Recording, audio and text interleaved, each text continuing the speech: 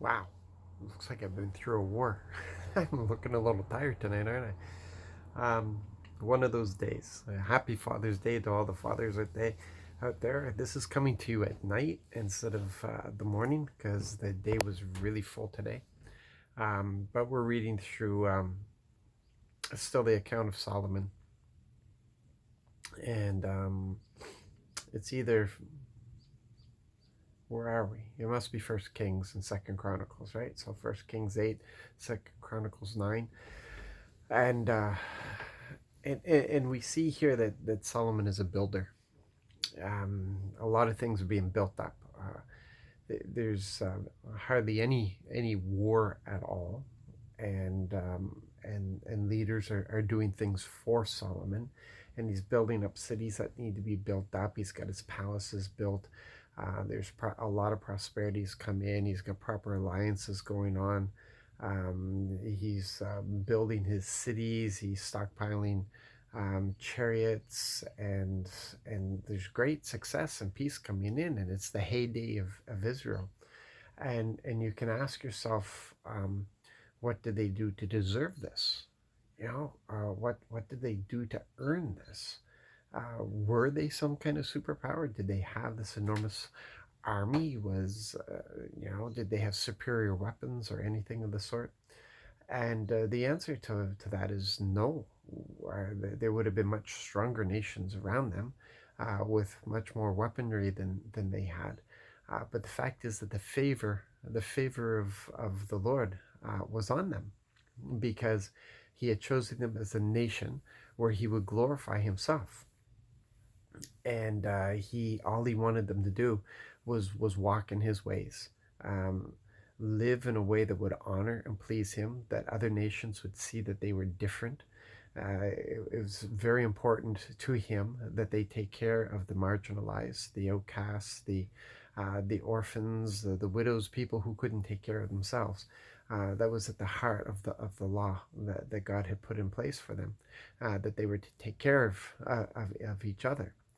Um, but it had nothing to do with them, whether they deserved it or not. It was the fact that this is what God had promised them, and He had promised them this so that He would receive the glory. And and this is hard for us to struggle with in our current age because for us it's always a works thing. It comes down to what we deserve. Do we would never say we deserve God's blessing, but we would say we would deserve his punishment.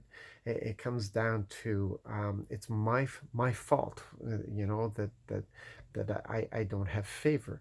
um, but we don't mean it in the right sense. It's like my fault because I haven't earned it. But the favor of the Lord isn't earned in that way. It falls on those who the Lord can trust. It's those who love Him. They'll love Him with all their energy. It's those who love Him enough to obey Him. It's not those who obey Him hoping to get favor. It's those who because they love Him, they obey Him.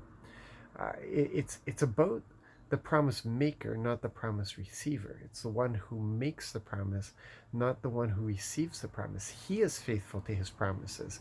He is faithful to everything that he said. We live by every word that comes from the mouth of God.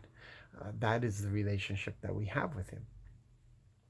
And this is a hard thing for us because we always want to look at the obedience aspect of it, but we have to look at the heart aspect. We have to look at the love aspect because obedience follows love, and not an obedience because we're trying to manipulate God, not an obedience because we're afraid of punishment, but an obedience that comes from just a heart that's so full of love that we want to live to please him. And it's in those people that the Lord is able to allow his favor to rest.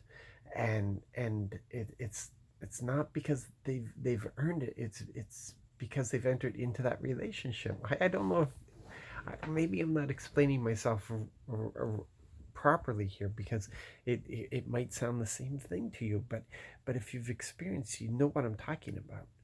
It's it's it's a fact that a proper relationship with him allows these things to flow, the favor to flow. And his favor rests on different people in different ways because he knows who can do what with that favor.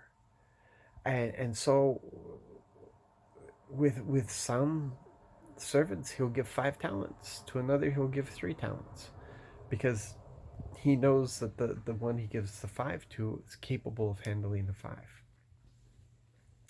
The sad thing is when he gives the 5 to the one he knows is capable of handling the 5s, and they act more like somebody who's capable of handling the 3 because they don't throw themselves fully into it.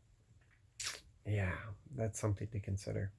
Anyways, that's a lot. That's a lot to process, a lot to think through right there, where you are and what's going on, and whether there are times that you just have to turn off the brain and shut out the emotions and simply go by the testimony that you have and the word that has been placed in you.